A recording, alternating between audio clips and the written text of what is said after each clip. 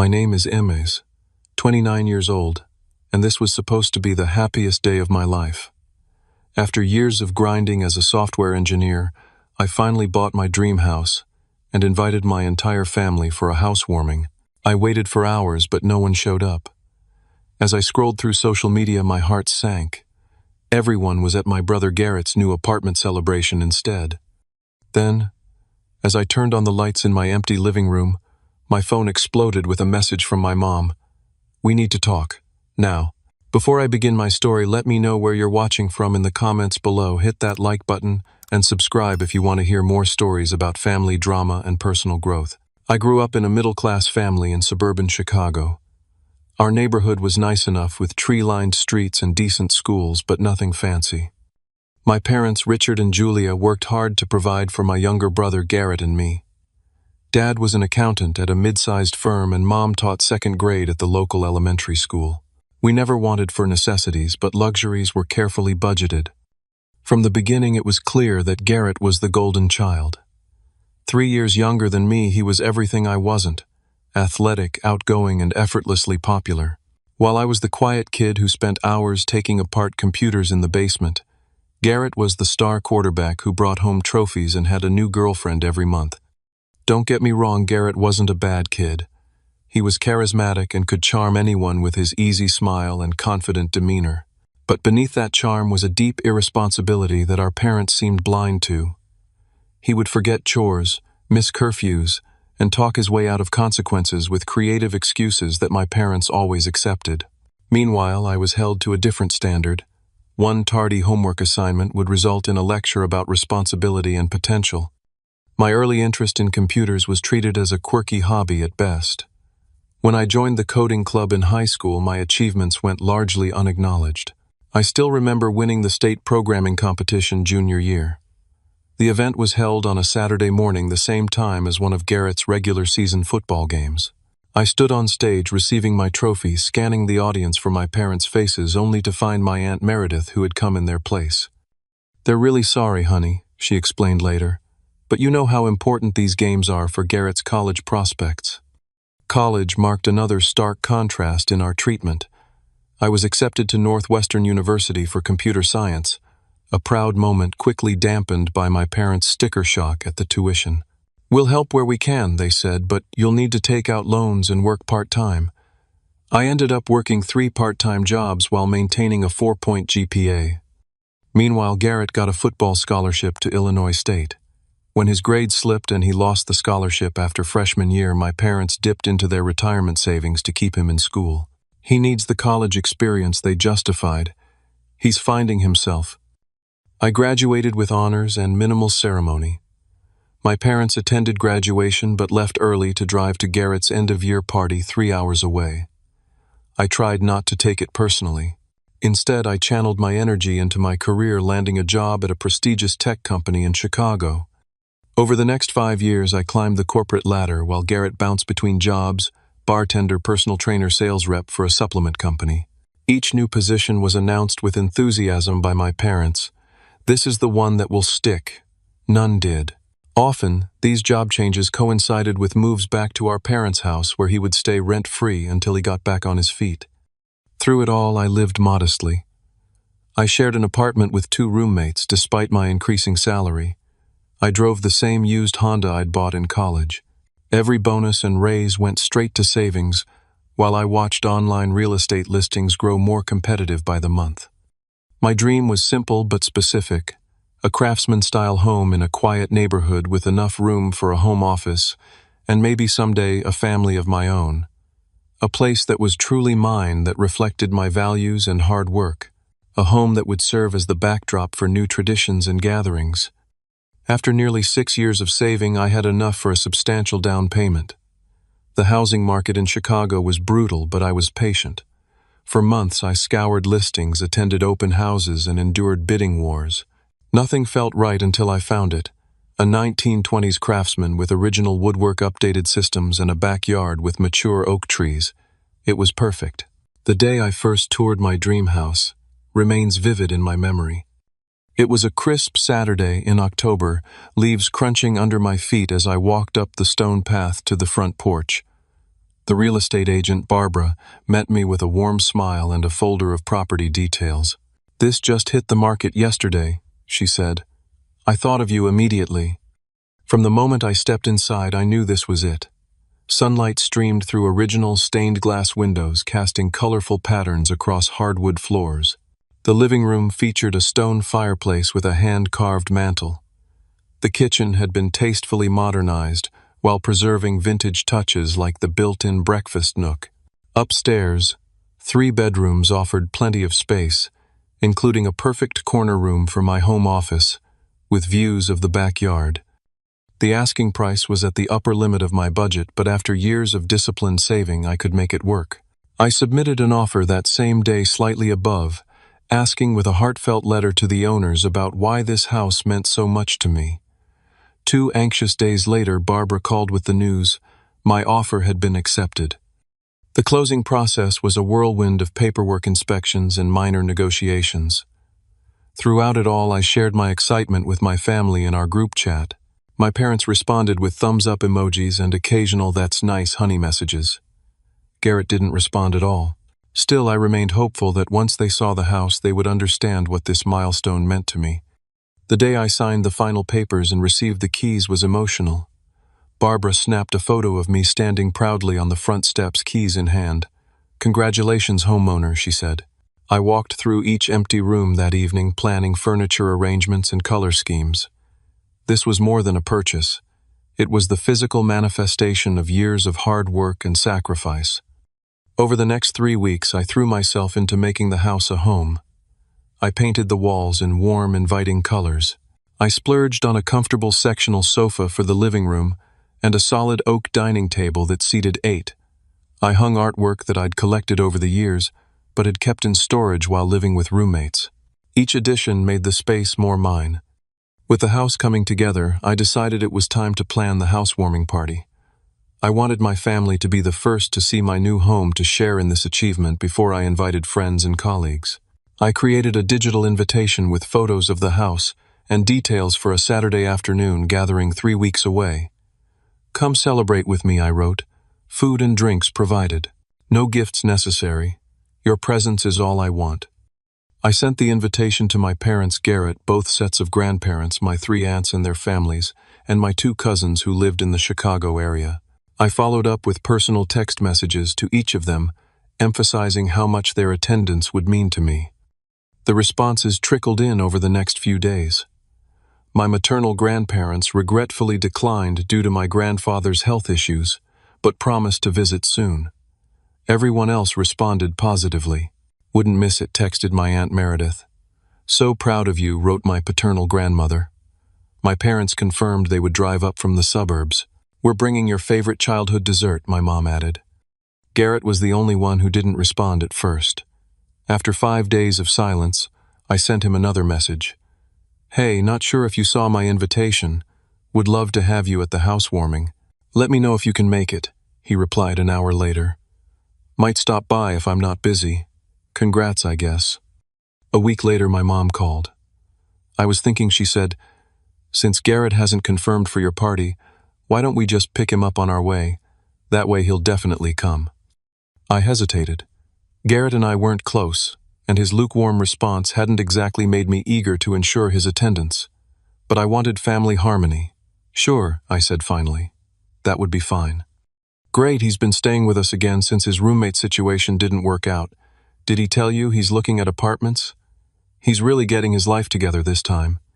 I murmured something supportive, though I'd heard this narrative many times before. The conversation shifted to party planning, and I listened as my mother suggested food options that Garrett would enjoy, despite my menu already being planned.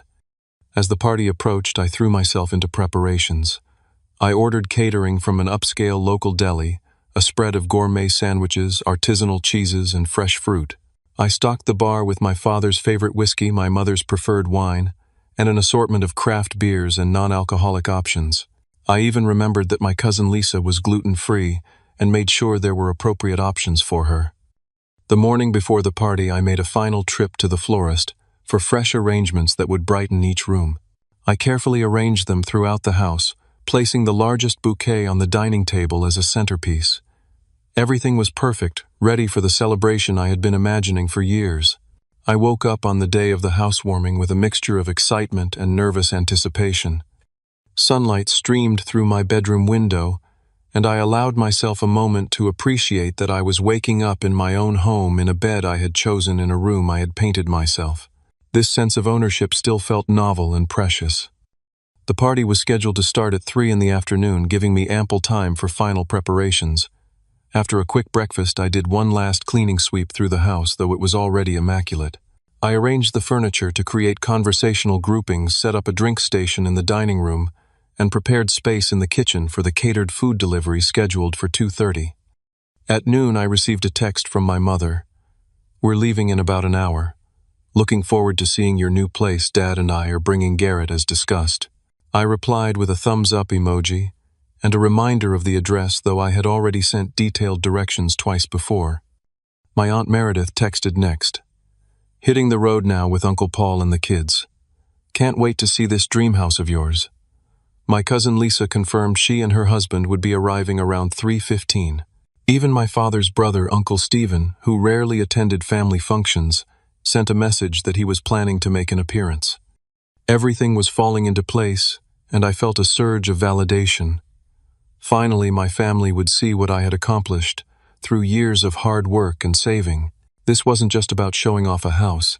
It was about being recognized and celebrated for once, instead of standing in Garrett's shadow. The caterers arrived precisely on time, setting up an elegant spread on my kitchen island. I tipped them generously, feeling a flash of pride at being able to do so. Once they departed, I took one final look around. Fresh flowers brightened every room. Music played softly through the speakers I had installed, and afternoon light cast a warm glow across the hardwood floors. It was perfect. 3 o'clock came and went. I checked my phone. No messages explaining any delays. By 3:20, I sent a group text. "Food and drinks are ready. Looking forward to seeing everyone soon." A few minutes later, my mother replied, "Running a bit behind. Start without us." By 4 o'clock, not a single guest had arrived. I paced from the front window to the dining room, checking my watch compulsively. This didn't make sense. Even accounting for traffic or minor delays, someone should have arrived by now. At 4:30, I called my mother. The call went to voicemail. I tried my father with the same result. I texted Aunt Meredith. "Are you close? Everything okay?" Her response came 10 minutes later. "So sorry for the delay. We'll be at the party soon." Something about her wording struck me as odd. Not "we'll be at your house soon," but "at the party." I checked the location she had shared with me earlier through our family tracking app. She was nowhere near my neighborhood. In fact, she was across town. With growing unease, I opened Instagram. My cousin Lisa's most recent story, posted 15 minutes ago, showed a living room I didn't recognize, filled with familiar faces, my parents smiling widely, Uncle Stephen chatting with Aunt Meredith, and in the center of it all, Garrett raising a beer and toast, a set of keys dangling from his other hand. The caption read, "Celebrating G's new bachelor pad." My stomach clenched. I scrolled through more recent posts. There was my father, arm around Garrett's shoulders, proud of this guy taking a big step. Another from my younger cousin, party time at Uncle Garrett's new place. With shaking hands, I called Lisa. She picked up on the fourth ring, music and laughter audible in the background. "Hello," she shouted over the noise. "Lisa, it's Emes. Where are you right now?" A pause. "Oh, Emes, hi." Her voice became muffled, as though she had covered the phone. When she returned, her tone was awkwardly bright. We're at Garrett's new apartment, for his apartment warming. Didn't you know?" "No," I said flatly. "I didn't know. I'm actually hosting my housewarming party right now, the one I invited everyone to weeks ago." Another pause, longer this time. "Oh my God, Emes, was that today? I'm so sorry, I got confused with the dates. Garrett just decided yesterday to have this thing, and everyone was already planning to come to your area, so." "My area? My house is nowhere near Garrett's apartment." I could hear my voice rising and took a deep breath. "Lisa, were you planning to come to my housewarming at all today?" "Of course," she said quickly. "We were going to stop by after this. It's just that Garrett really needed the family support right now, you know? He's finally getting his life together, and your parents thought it would be good to encourage him. You're already so successful and established, and Garrett needs the extra push. I ended the call, unable to listen anymore. With a hollow feeling in my chest, I opened our family group chat and scrolled back to find an exchange I hadn't been included in. Garrett had sent a message yesterday. "Hey family, got approved for an awesome apartment today, last minute availability. Having some people over tomorrow at 3 to check it out. Parents already coming. Anyone else around?" Everyone had responded enthusiastically. No one had mentioned my event scheduled for the exact same time. I walked slowly through my empty house, turning on lights as the afternoon sun began to fade. The food sat untouched on the kitchen counter. The carefully selected wines remained uncorked.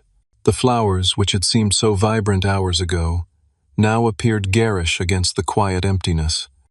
As I turned on the last light in the living room, my phone buzzed with a new message. From my mother, "We need to talk. Now." I stared at my mother's text message for a long moment, a storm of emotions raging inside me. Anger, hurt, betrayal. They all competed for dominance as I stood alone in my perfectly prepared home with no one to share it with. My thumb hovered over the screen, tempted to type something scathing in response. Instead, I set the phone down without replying and sank onto my new sofa.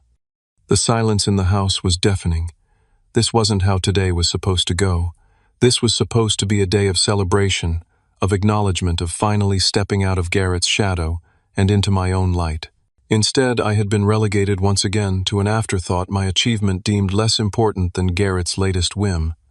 Unable to resist, I picked up my phone again and continued scrolling through social media posts about Garrett's impromptu gathering. Each image was like a knife twist. There was my entire extended family crowded into what appeared to be a fairly standard apartment with rental-grade finishes and minimal furnishings. Nothing like the carefully restored historic home I had saved years for. My cousin Derek had posted a video tour narrated by an enthusiastic Garrett. And this is the living room, perfect for game days. Bedrooms through there, king-size bed already delivered. Kitchen's small, but who cooks anyway, right? The comments section was filled with family praise. Such a great space. Perfect bachelor pad. So proud of you taking this step. My father had commented, "Big moment for my boy." I switched to the family group chat I hadn't been included in. The conversation revealed that Garrett had only viewed the apartment yesterday morning, signed the lease immediately, and spontaneously decided to host a gathering. No planning, no preparation, just a last-minute text. And everyone had dropped everything to be there, including abandoning their commitments to me. The most painful discovery came from a screenshot someone had shared of my parents' conversation with the landlord. "We'll cover the security deposit, and first 3 months," my father had written. "Just don't mention it to Garrett, we want him to feel independent." So Garrett hadn't even secured this apartment on his own. He was being subsidized yet again while I had scrimped and saved for years to afford my home on my own terms. The injustice of it burned like acid. I tried calling my parents again, but still no answer. Finally, I called my Aunt Meredith, who had always been slightly more understanding of my position in the family. She answered on the second ring, her voice hushed. "Emes, I can't really talk right now." "Then just listen," I said, fighting to keep my voice steady. "I want to understand what happened today. Everyone confirmed they were coming to my housewarming, an event I planned weeks ago. Then Garrett decides yesterday to have people over, and suddenly my event doesn't matter." Aunt Meredith sighed. "It's complicated, honey. Your brother, he made it sound like an emergency. Said he finally had a breakthrough and needed family support right away. You know how he can be." "And what about my breakthrough? What about my support?" "You're different, Emes. You've always been so independent, so capable. Garrett needs more guidance, more encouragement. So being responsible and self-sufficient means I deserve less family support, less celebration, less love." My voice cracked on the last word. "Of course not," she said quickly. "It's just that your parents feel Garrett is at a critical juncture. He's struggled so much and they think this apartment is a sign he's finally maturing. They didn't want to dilute that momentum." By coming to my housewarming, the home I saved for 6 years to buy, that would dilute his momentum. Aunt Meredith's voice dropped even lower. Your mother suggested stopping by your place after Garrett's gathering, but he got upset. Said if people left his party early to go to yours, it would make him feel second best. Your parents didn't want to trigger his insecurities. I laughed bitterly. Heaven forbid Garrett feel insecure. Meanwhile, I'm standing alone in a house full of food and flowers looking like an idiot. I'm sorry, Emes. I should have stood up more. We all should have. In the background, I heard my mother's voice calling for Meredith. I have to go, she said hastily.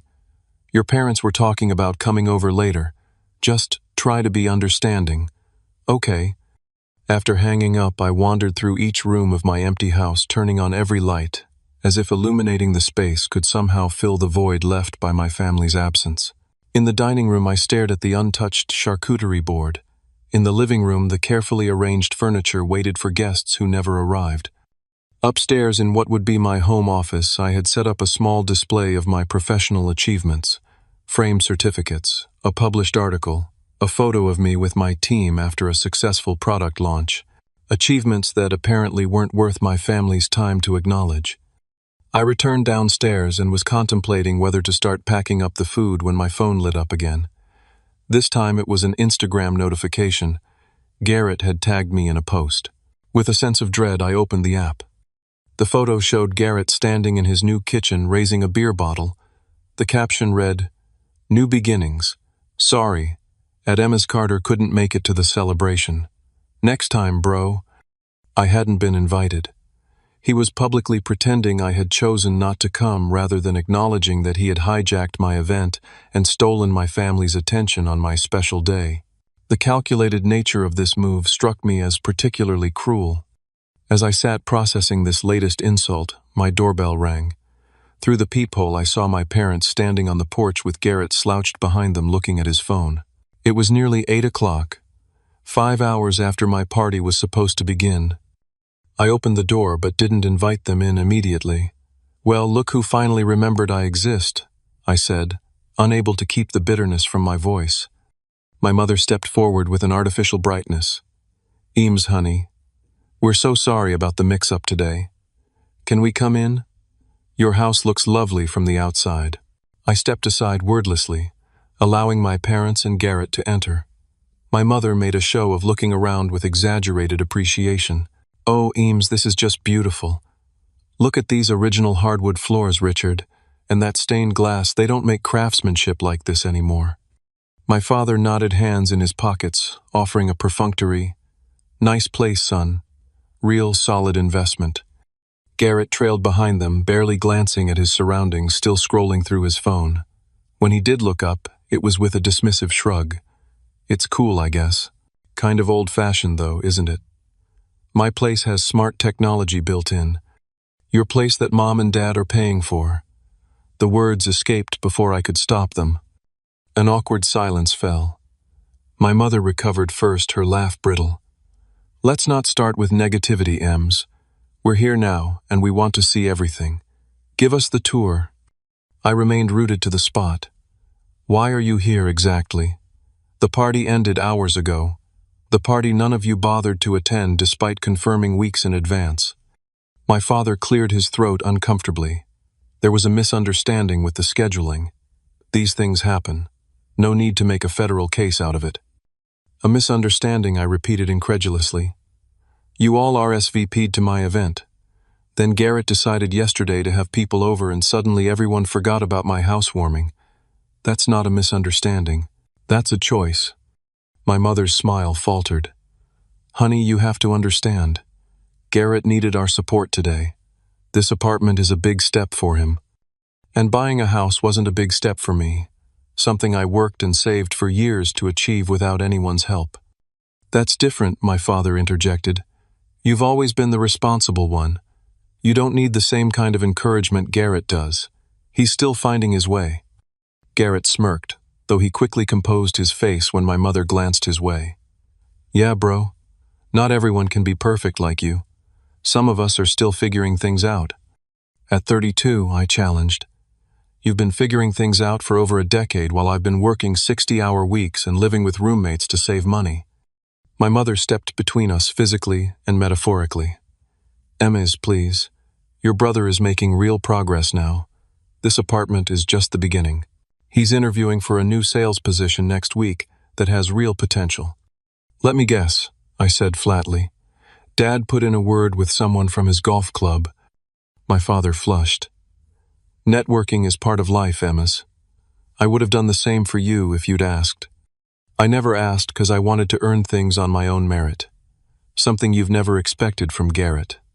Garrett's facade of indifference cracked. Oh, here we go with the golden child complex again. It's not my fault you've got a chip on your shoulder the size of Lake Michigan. A chip on my shoulder. Are you serious? Mom and Dad missed my college graduation ceremony to attend your frat party. They've missed every significant event in my life while dropping everything for your most trivial needs.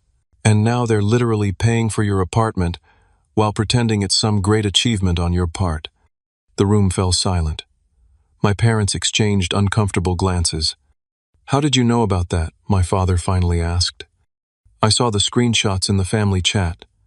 The one I wasn't included in, by the way.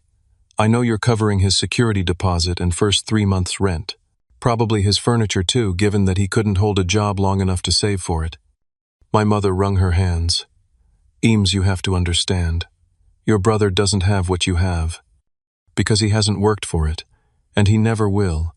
As long as you keep bailing him out and treating his minimum efforts like major accomplishments. That's enough, my father said sharply. We came here to smooth things over, not to be attacked. Smooth things over? You ruined what should have been one of the proudest days of my life. I spent weeks planning that party. I catered food for 15 people. I bought my dad's favorite whiskey and Mom's favorite wine. I made sure there were gluten-free options for Lisa. And none of you could be bothered to even text me that you weren't coming until hours after you were supposed to be here. We got caught up in the excitement at Garrett's, my mother admitted weakly. Time just got away from us. Right, I said bitterly, because Garrett's last-minute apartment viewing was so much more exciting than the home I spent 6 years saving for. Throughout this exchange, I noticed Garrett's demeanor shifting. When our parents were looking, he maintained an expression of wounded innocence. But when their attention was elsewhere, I caught glimpses of something else. Smugness, even triumph. He was enjoying this. You know what Garrett said, affecting a conciliatory tone. I didn't realize my little get-together would conflict with your thing. Maybe we can reschedule your housewarming for next weekend. I'm pretty busy with apartment setup and job interviews, but I could probably spare an hour or two. The condescension in his voice was the final straw. 29 years of swallowed resentment of being overlooked and undervalued, while Garrett was coddled and praised for minimal effort, came boiling to the surface. There won't be a rescheduled housewarming, I said, my voice steady despite the emotion churning inside me. At least not one you're invited to. I'm done pretending this is a functional family dynamic. I'm done being the responsible one who gets taken for granted while Garrett gets celebrated for basic adult behavior. Emes, my mother gasped. You don't mean that. We're family. Family should support each other equally. Family should acknowledge achievements. Family shouldn't consistently favor one child over another for decades. We don't favor Garrett, my father protested, but his voice lacked conviction. Really? When's the last time you dropped everything to attend? Something important to me. When have you ever put my needs above Garrett's? Can you name a single instance? The silence that followed was damning. That's what I thought, I said quietly. Here's what's going to happen now. You three are going to leave. I'm going to reevaluate what kind of relationship I want with people who have consistently shown me I'm an afterthought. If and when I decide I want you in my life again, it will be on my terms with clear boundaries and expectations of mutual respect. Garrett scoffed. Dramatic much. It was just a party, bro. I turned to him directly. It wasn't just a party, and you know it. This was calculated. You've always needed to be the center of attention, and you couldn't stand the thought of the family celebrating me for once. So you manufactured an emergency life event and manipulated everyone into prioritizing you. Again. For a brief moment, Garrett's mask slipped completely, and I saw raw anger flash across his features before he composed himself. "Whatever helps you sleep at night," he muttered. My father stepped forward, his face flushed with anger. "Now you listen here, Emes. You can't speak to your brother that way, and you can't cut your family off over a misunderstanding about a party. What will people think?" "I don't care what people think anymore, Dad. I care about being respected. I care about being valued. And clearly those aren't things I can expect from this family." "If that's how you feel," my father said stiffly, "maybe we should go." "I think that's best." My mother began to cry. "Please, Emes, don't do this. We can work this out." "Maybe someday," I said, softening slightly at her tears despite myself. "But not tonight. Tonight I need you to leave." As they filed toward the door, Garrett paused and leaned in, speaking low enough that our parents couldn't hear. "You'll cave first," he said confidently. "You always do. And when you come crawling back, begging to be part of the family again, I'll be sure to remind everyone how you overreacted and ruined my big day." I met his gaze steadily. "Enjoy your subsidized apartment, Garrett. I'll be here in the home I earned, living my life on my own terms. Let's see which one of us is happier in the long run." I closed the door behind them, the sound echoing through my empty house. For the first time that day, the silence felt right, necessary, the beginning of something new. The days following the confrontation with my family were eerily quiet. My phone, usually buzzing with messages from the family group chat, remained silent. No calls from my mother checking in. No forwarded jokes from my father. No random requests for tech help from extended family members. It was as though I had suddenly ceased to exist in their world, a feeling both painful and strangely liberating. I took a week off work to process what had happened and settle into my new home properly. Each morning I woke up and reminded myself that this house was a testament to my hard work and discipline. No one could take that away from me, even if they had tainted the celebration of it. By the third day, the silence from my immediate family was broken by a text from Aunt Meredith. "Thinking of you. Call when you're ready." I appreciated her reaching out but wasn't ready to engage yet. I needed time to sort through my feelings before I could have rational conversations about what had transpired. Instead, I reached out to a therapist my colleague had recommended months ago. Dr. Andrea Winters had an opening that week, and I found myself sitting in her comfortable office, pouring out 29 years of family dynamics in a 90-minute session. "What you're describing is a classic golden child divided by scapegoat dynamic," she explained after listening intently. "It's common in families, but that doesn't make it any less damaging. The overlooked child often develops a strong sense of self-reliance, but can struggle with feelings of worthiness and belonging." "That's exactly it," I admitted. "I've always felt like I had to earn love that Garrett gets unconditionally." Over the next few weeks, these therapy sessions became an anchor as I navigated my new reality. Dr. Winters helped me see that setting boundaries wasn't selfish, it was necessary for my emotional health. We worked on strategies for establishing healthier relationships moving forward, including with family members if and when I chose to reconnect. Meanwhile, my colleagues at work had noticed something was off. When my team lead, Marcus, asked if everything was okay, I found myself sharing a condensed version of what had happened. His response surprised me. "That's awful, Emes. Listen, we were going to take you out for drinks to celebrate the new house anyway. What if we turn it into a proper housewarming instead? Nothing fancy, just the team showing up to celebrate your achievement." Before I could protest, the plan was in motion.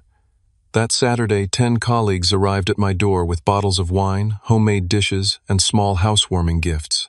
They filled my home with genuine laughter and warmth, admiring each room and asking thoughtful questions about my renovation plans.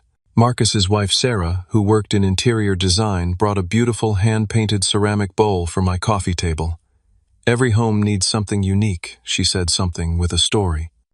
As we gathered around my dining table, sharing food and stories, I realized something profound: family isn't just about blood. These people who celebrated my achievement without comparison or condition were showing me what genuine support looked like. The following week brought an unexpected development. A package arrived via courier. No return address, just my name and new address carefully printed on the label. Inside, wrapped in tissue paper, was a collection of items from my childhood home. a framed photo of me at my high school graduation, an old science fair medal I'd won in 6th grade, a small wooden box I had made in woodshop class. Beneath these items was a handwritten note from my paternal grandmother. "These belong in your new home. I'm sorry I couldn't be there to celebrate with you. Your grandfather and I are so proud of the man you've become. Love transcends disagreements. Call me when you're ready." I sat on my living room floor, surrounded by these fragments of my past, and wept, not from sadness, but from the realization that not everyone in my family saw me as an afterthought. Some had been watching, noticing, valuing me all along, even if they hadn't always known how to show it against the backdrop of family dynamics. Over the following weeks, I began reaching out to extended family members individually.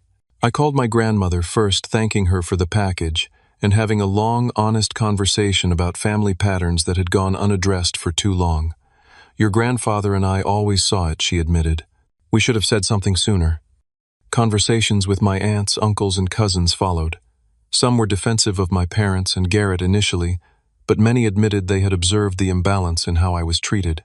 "We just didn't know how to intervene," my Aunt Meredith confessed. "Family systems are complicated." These conversations were sometimes uncomfortable but ultimately healing. I wasn't asking them to choose sides, but simply to acknowledge my experience and consider more balanced ways of engaging as a family moving forward. Meanwhile, my home was becoming a true sanctuary. I joined a local homeowners association and connected with neighbors who shared tips on maintaining historic homes.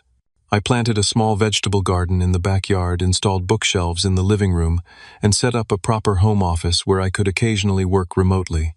Each addition made the space more mine, a physical manifestation of the independent life I was building. The silence from my immediate family stretched into weeks, then months. Through therapy, I came to understand that this wasn't necessarily a bad thing. The space allowed me to strengthen my sense of self outside the role I had always played in my family system. I focused on nurturing relationships that were reciprocal and affirming spending time with colleagues who became friends and reconnecting with old acquaintances who lived nearby. Then, nearly 3 months after our confrontation, I received a text message from an unexpected source, Garrett. "My lease is up for renewal. Parents said I need to start paying my own rent. Can we talk?" I didn't respond immediately.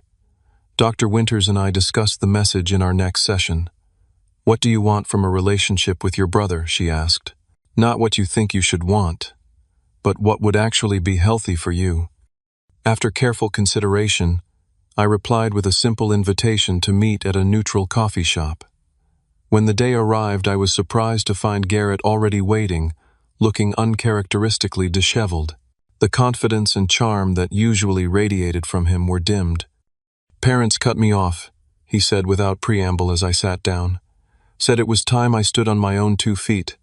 Apparently that conversation with you really shook them up." "I'm sorry if things are difficult," I said carefully, "but I'm not sorry for speaking the truth." Garrett stared into his coffee cup. "I always thought you had it easy. The smart one, the responsible one, the one who never seemed to struggle with anything." He looked up, meeting my eyes.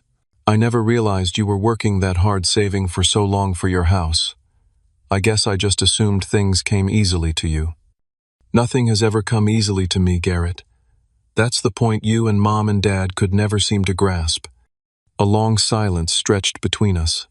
Finally, Garrett spoke again. "I lost the apartment. Couldn't afford it once Mom and Dad stopped paying. I'm staying on a friend's couch until I figure something out."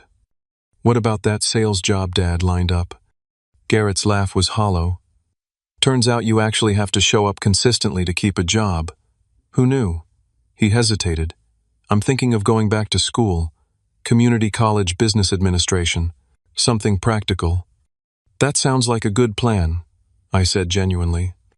"Yeah, well, had to grow up sometime, right?" He fidgeted with his napkin. "Listen, I know I was a jerk. About the housewarming, about a lot of things. I'm not good at not being the center of attention." It wasn't quite an apology, but it was more self-awareness than I'd ever heard from my brother. "Thank you for acknowledging that," I said simply. "So, are we good?" he asked with a shadow of his old easy charm. "Not yet," I replied honestly. "But maybe we can start working in that direction." 2 weeks later, my parents reached out asking if they could visit. I agreed, setting clear parameters, a short visit focused on honest conversation rather than pretending nothing had happened. When they arrived, I was surprised to see them looking older, more uncertain than I remembered. "We've been doing some reflection," my mother said once we were seated in the living room. "And some counseling," she added almost reluctantly. "Your confrontation forced us to look at patterns we didn't want to acknowledge," my father continued. "The way we've enabled Garrett at your expense. The way we've taken your responsibility and independence for granted, instead of celebrating it. We're trying to do better," my mother added. "With both of you. Setting healthier boundaries with Garrett hasn't been easy, but it was necessary. And we want to truly see you, Emes. Truly celebrate your accomplishments and support your journey." I didn't rush to forgiveness or promises of resumed closeness. Instead, I thanked them for their reflection and suggested we take small steps toward rebuilding trust. A monthly dinner, perhaps. Open communication about expectations. Family therapy sessions if they were willing. As fall turned to winter, these tentative steps toward reconciliation continued. Some conversations were difficult old patterns, threatening to reassert themselves. But there was a new awareness on all sides, a commitment to doing things differently that gave me cautious hope. The first holiday season in my new home became a test of these evolving relationships. Rather than subjecting myself to the traditional family gathering at my parents' house with its potential for old dynamics to resurface, I decided to host a different kind of celebration. I invited a mix of people who had supported me through this journey. Friends from work, neighbors I had grown close to, extended family members with whom I had rebuilt individual relationships, and yes, my parents and Garrett, under the clear understanding that this was my home and my gathering. To my surprise and relief, the evening unfolded with genuine warmth. My mother brought her famous apple pie without trying to take over the kitchen. My father admired the improvements I had made to the house without backhanded comments about the expense. Garrett, now enrolled in community college and working part-time at a local bookstore, engaged respectfully with my friends and even helped with cleanup afterward. As everyone departed with hugs and promises to gather again, soon I stood on my front porch watching taillights disappear down the street, a profound sense of peace settling over me. This house, once a symbol of achievement I feared would go unrecognized, had become something more valuable, the foundation for a new way of being, both with myself and with others. 6 months after the disastrous housewarming that never happened, my house had transformed from an empty shell into a genuine home. The living room, once staged for a party that never occurred, now bore the comfortable imprints of real life. Books spilled from the shelves I had built along one wall. A hand-knotted rug from a weekend trip to a local artisan market added warmth to the hardwood floors. Photos were displayed not just of family but of the broader circle of connections I had cultivated. Hiking trips with colleagues, dinner parties with neighbors, volunteer days with my community garden group. Therapy with Dr. Winters continued, though we had reduced the frequency to twice monthly. These sessions became less about crisis management and more about ongoing personal growth. "What I noticed," she remarked during one session, "is how much more comfortable you seem in your own authority. You're no longer seeking external validation for your choices." She was right. The painful rupture with my family had forced me to find validation from within, to trust my own perceptions and values in a way I never had before. This internal anchoring made all my relationships healthier. I was choosing connections based on mutual respect rather than desperate attempts to prove my worth. My relationship with my parents had stabilized into something cautiously positive. We maintained clear boundaries. I visited them once a month for dinner, and they respected my space and independence in between. My father had taken up woodworking and crafted a beautiful coffee table for my living room, perhaps his way of acknowledging my home in a tangible form. My mother called weekly, and our conversations felt more authentic than they had in years. Garrett was the most surprising development in this family evolution. Without our parents' constant financial safety net, he had stumbled initially but eventually found his footing. He completed his first semester at community college with solid grades and moved from his friend's couch to a modest studio apartment he could actually afford on his bookstore salary. Our relationship was tentative but improving. We met occasionally for coffee or a meal, carefully avoiding the competitive dynamic that had defined our interactions for decades. During one such meeting, Garrett confessed something unexpected. "I was jealous of you," he said, stirring his coffee absently. "Not of your success exactly, but of your certainty. You always knew what you wanted and worked toward it systematically. I've been bouncing around like a pinball, waiting for something to click. I think I envied your ease," I admitted in return. "Everything seemed to come naturally to you. Friends, charm, athletic ability, all the things our parents visibly valued." These honest exchanges didn't erase the past, but they created possibility for a different kind of brotherhood moving forward, one based on adult understanding rather than childhood rivalry. The extended family had largely realigned as well. After initial awkwardness, most relatives had made efforts to connect with me individually, independent of larger family gatherings. My grandmother in particular had become a regular visitor, often bringing plants from my garden or recipe cards from her collection. "I always saw myself in you," she told me during one visit, "the quiet one who notices everything but doesn't always speak up." Perhaps the most profound change was in how I approached holidays and celebrations. Rather than trying to fit myself into traditional family gatherings that often left me feeling overlooked, I began creating new traditions that reflected my values. For Thanksgiving, I hosted a Friendsgiving that included colleagues, neighbors, and friends who couldn't travel home. For Christmas, I volunteered at a local shelter before joining a smaller family dinner on my own terms. My home became the setting for these new traditions. I hosted monthly dinner parties where conversations ranged from books to politics to personal growth. I turned the spare bedroom into a guest room that was frequently occupied by visiting friends. The backyard, once empty save for a few old oak trees, now featured raised garden beds that provided vegetables for these gatherings. Work life flourished alongside these personal developments. The boundaries I had established in my personal relationships extended to my professional ones as well. I became more selective about which projects I took on, more vocal about my contributions, more confident in negotiating for what I deserved. This resulted in a promotion to senior developer and the opportunity to lead a team on a major new initiative. One rainy Saturday, about 6 months after the confrontation, I received an unexpected text from Garrett. "Found some old family photos while cleaning out my storage unit. Thought you might want some for your house. Okay to drop by tomorrow." When he arrived the next day, he was carrying a shoebox filled with family photographs spanning decades. We sat at my dining table sorting through them, reminiscing and occasionally laughing at forgotten moments. Near the bottom of the box was a photo I had never seen before, me at about 7 years old, intensely focused on building something with a computer kit, while Garrett, around 4, watched with undisguised admiration. "I used to think you were the smartest person in the world," he said quietly, looking at the photo. "I wanted to be just like you, but I couldn't figure out how your brain worked. It was easier to go the other direction, you know.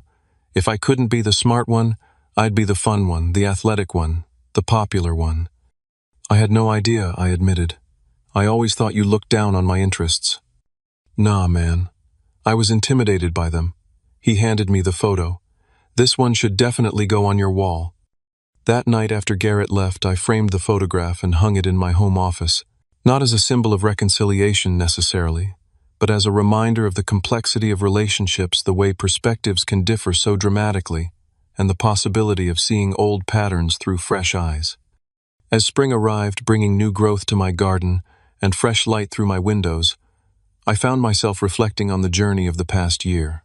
The house that had once represented a personal achievement to be validated by others had become something far more significant, a physical manifestation of my values, boundaries, and authentic connections. The failed housewarming that had caused such pain now seemed like a necessary catalyst, forcing issues to the surface that had simmered beneath family dynamics for decades. The confrontation that followed had been painful but ultimately freeing, allowing everyone involved to examine and adjust patterns that weren't serving any of us well. My therapist had once asked me to consider what home truly meant to me. At the time, I had given a superficial answer about safety and comfort. Now I understood it was much more. Home was the space where I could be fully myself without contortion or apology. It was built not just of wood and stone but of boundaries, self-respect, and connections that honored rather than diminished my worth. One evening, as I sat on my back porch watching fireflies illuminate the garden I had planted with my own hands, my phone buzzed with a text from my mother. "Your father and I were thinking of stopping by this weekend if you're free.